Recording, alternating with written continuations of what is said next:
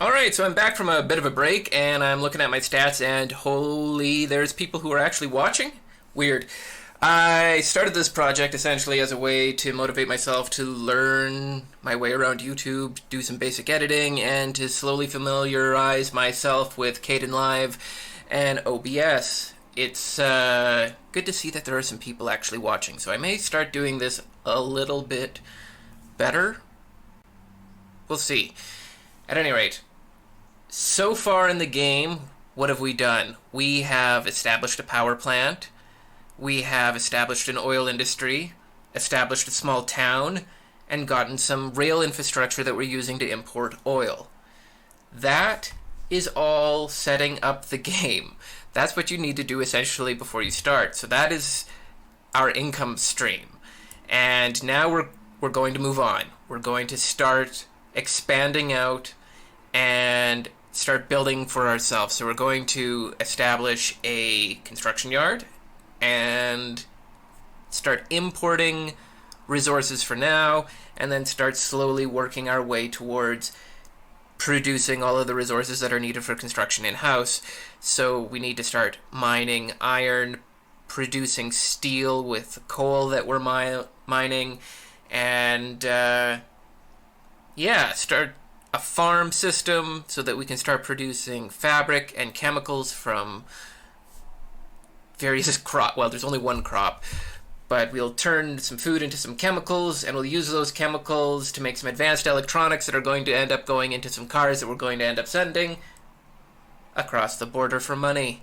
Because in the end, this game about socialism is ultimately measured in how much money you can make.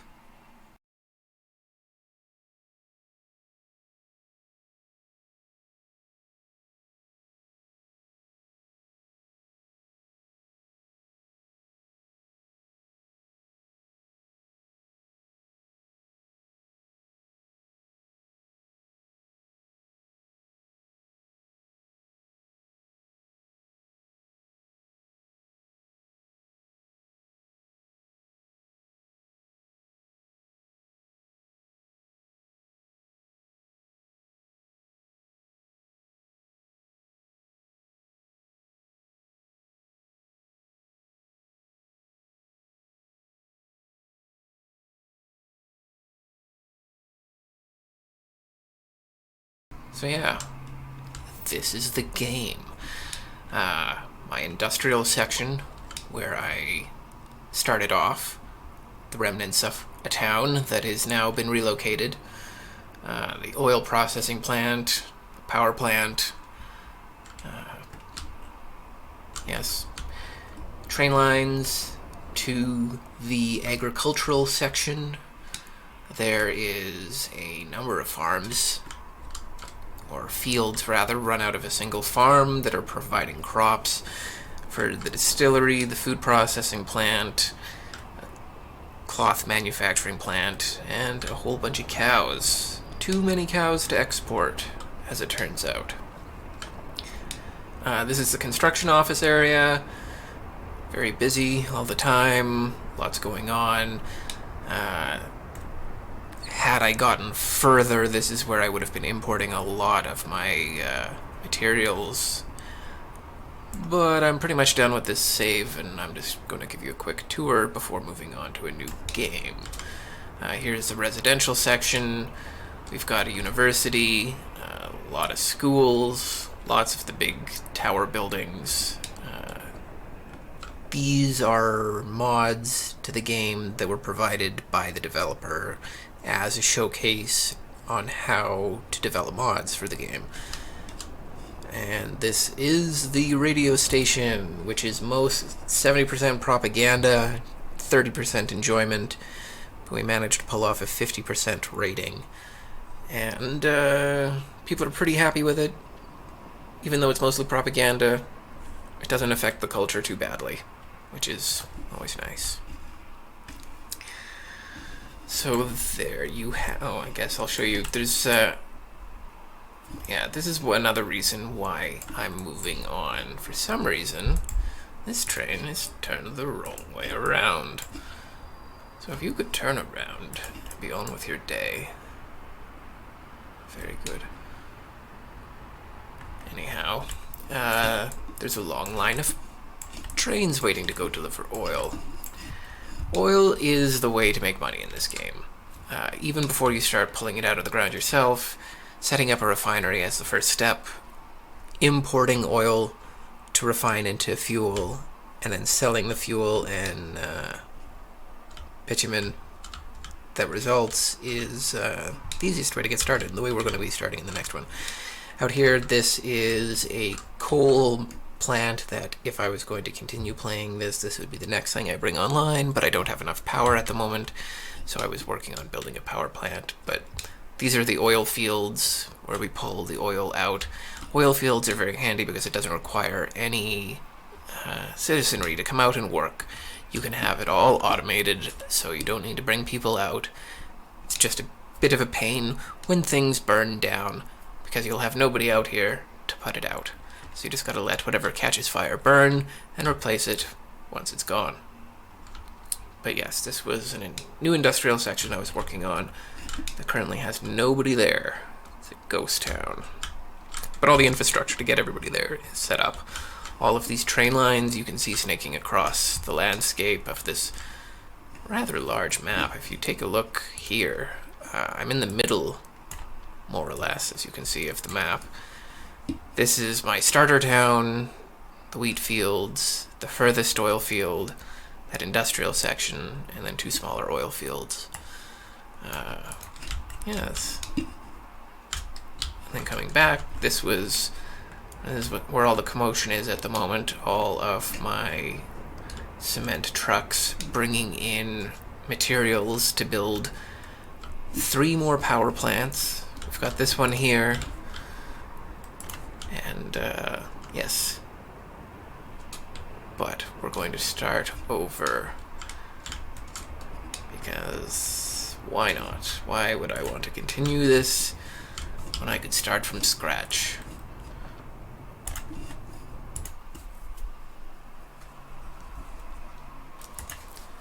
So, Workers and Resources Soviet Republic. I've downloaded a new map. It's the same map that I was just playing on. Flatlands with hills. You can get it on the Steam Workshop. We're going to be playing on hard difficulty with the one caveat of reasonable demands. Hard demands are bugged out, or something. I might be missing something, but every time I've tried to play with hard demands, everyone moves away and it just spirals into a failure spiral because they're unhappy for a lack of alcohol, but they won't go across the street to go pick it up. It's maddening. I don't understand what's going on. So for now, we're going to play on the hard settings with the caveat of the medium citizen reactions, and we're going to start off in 1960, 10 years earlier, and that's it.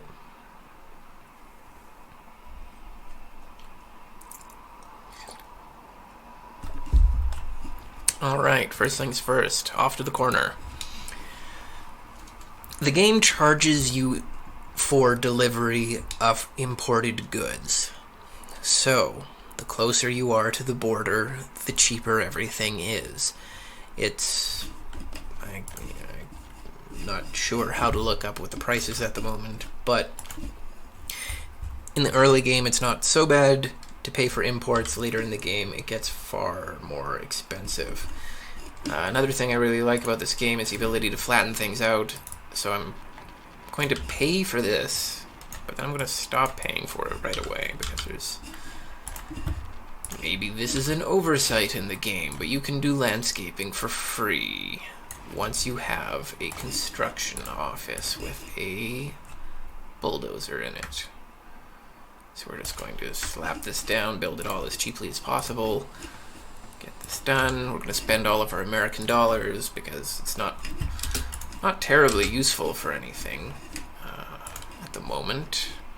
I'm going to buy a bulldozer and an excavator to start with.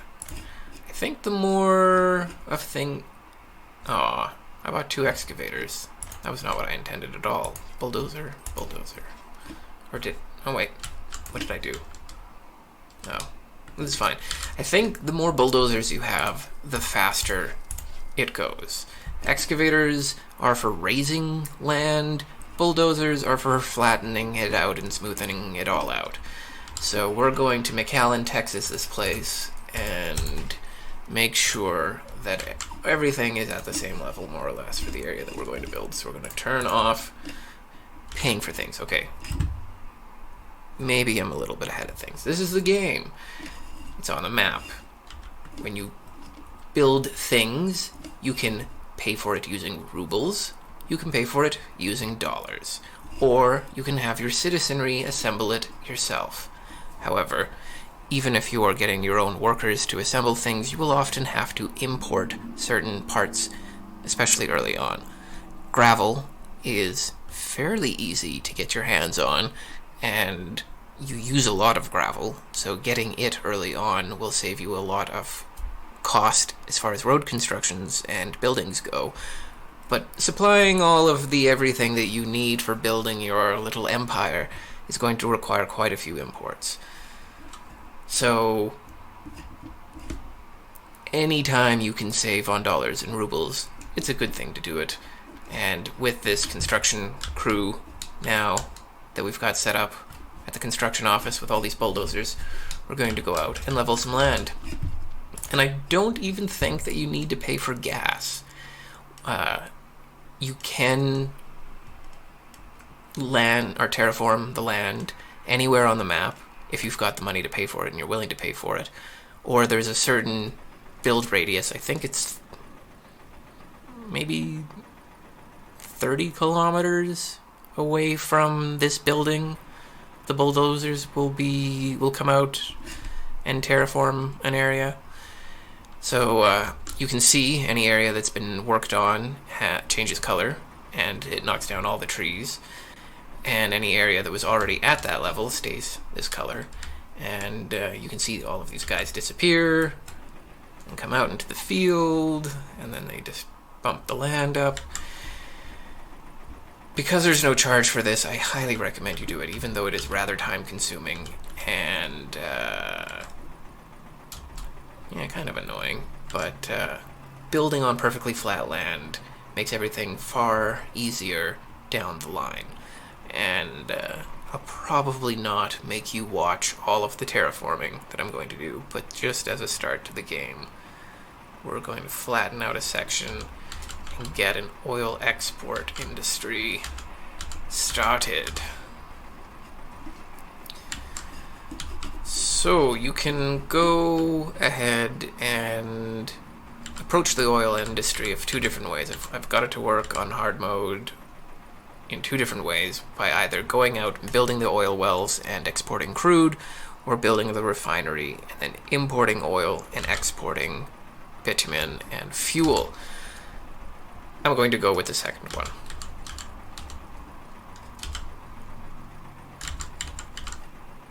Alright, well, that's a pretty nice plateau.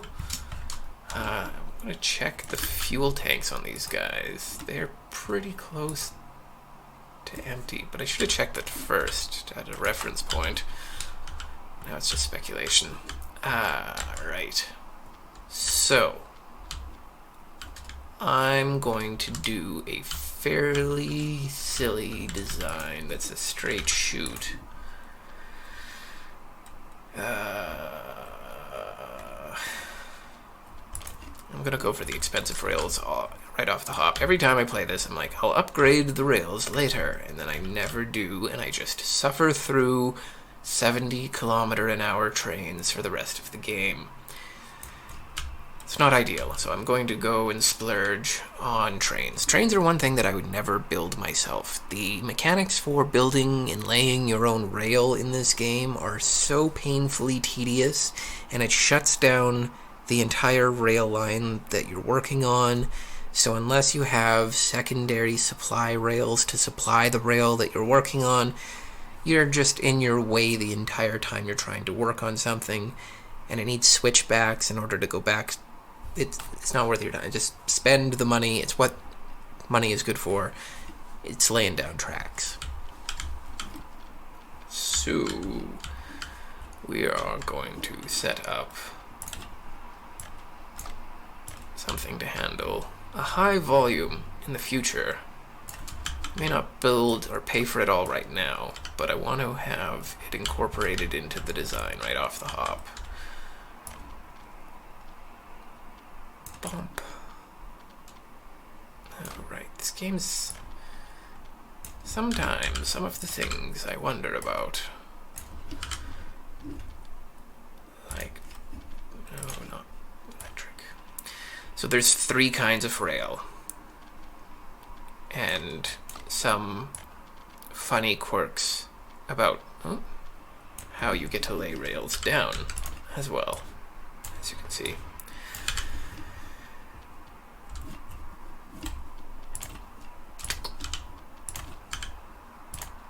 No, that should also be a chain.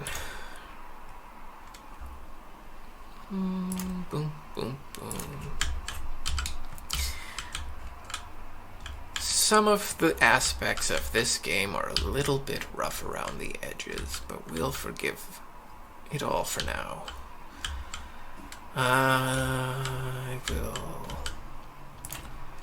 How do I want this? I'll do it about...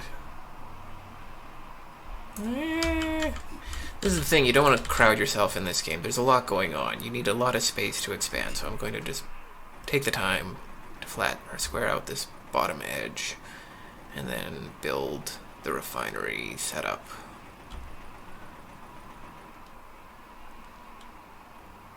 Pollution is a thing in this game.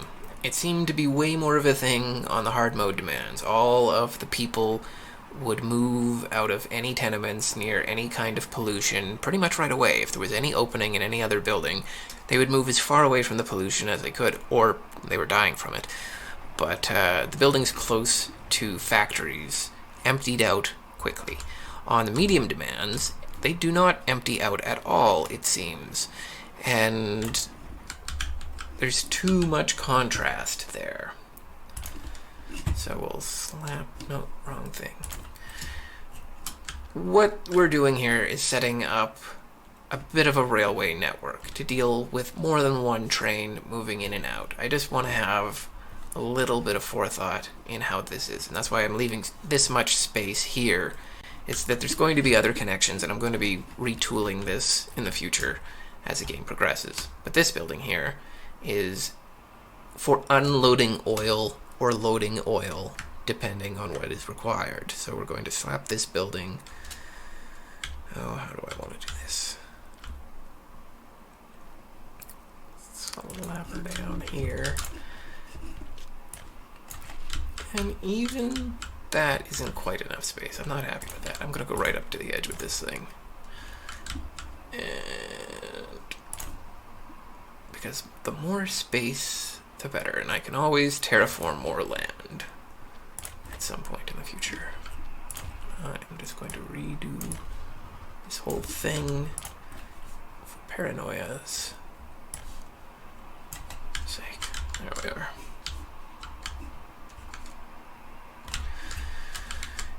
So, this is something I've seen come up in the game a fair bit. At the moment, this is all white. Why is it white? Why isn't anything happening? Why isn't it being built or doing anything going on? Well, it's because I've deselected both of the automatic payment methods. And so down here, I'm now given some options. This first option is to build it myself. If it was a building, I might consider it. But because it's railway, I will not. I will instead be using one of these two options to pay for it, in dollars or pesos. And...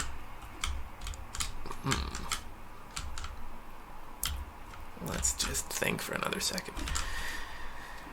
Yeah, I'm not going to pay for it yet. There may be retooling that needs to be done within this build. So, this is where the finished product is going to be coming out, loaded onto a train and then shipped off to European Mexico. There is going to be a second rail. Sure, half as long, and then feeds onto that. We'll put a chain signal here and here. Chain signals there, so that'll allow trains to go back and forth, back and forth. Because we're starting on the hard money mode setting, I'm trying to be as frugal as possible and save as much as I can, because the more you're able to save on the little corners, the more industry you can invest in, and the quicker you'll get some returns on this empire of yours. Getting started on hard mode can be quite difficult if you stop paying attention for a second or two to your spending. So make sure you're not ticking these on out of habit, because you can always go back and hire somebody to pay or to build it for you. So, oil refinery requires some storage first. So this is kind of an annoying thing that I'm going to get into. You more or less require oil pumps to move any volume of oil. If you want to fill your trains quickly, having one of these pump stations between a storage tank is pretty close to mandatory. So, one tank for fuel, one for bitumen. I'm going to lay down some pipes to connect this all. This one will just be a straight shot, but all of these other ones come out a bit and then raise it into the air. Go across and then down. Raising them up like this is future-proofing. You never know when you're going to need a footpath or a road or who knows what going through underneath here. Raising it up right from the first time you build it will save you an awful lot of money in the long run, because these bloody pipes are expensive. Let's see. So we've got 3 pipes here, connections, and we're already running up a bill of 15 grand American. So yeah, careful how many pipes you're laying down. You want to be thinking about layout. So, oil refinery time. Where's the exports? That's pretty good. And then that allows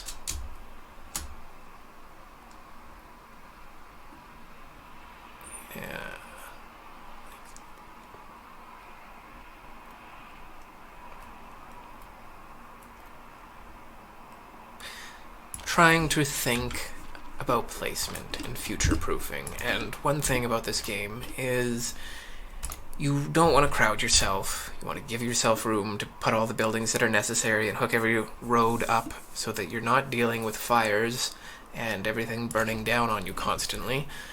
But the more spread out your empire, the more you're spending on pipes to connect things. Pipes to connect things and all the other associated infrastructure that comes along with being spread out. It's much more expensive to be spread out over a much greater distance than it is to build compactly, but whatever, we're just doing a straight shot. Why won't this connect? Oh, that's input to input. That would explain it. Not ideal placement on that. Less than ideal placement on that.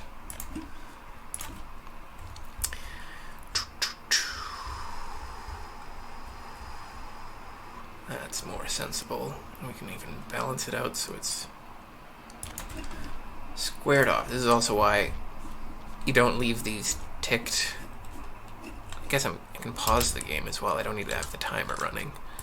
Doesn't hurt anything, but I guess if you're going for some speed record, I don't really think the game's at that point of development. A little rough around the edges. Alright, so this can be just a straight shot, and this is going to be hooked up here, so doesn't really matter if you mix the fuel types being pumped through a pump. The game doesn't punish you at all for that. You cannot mix fuel types within a storage container.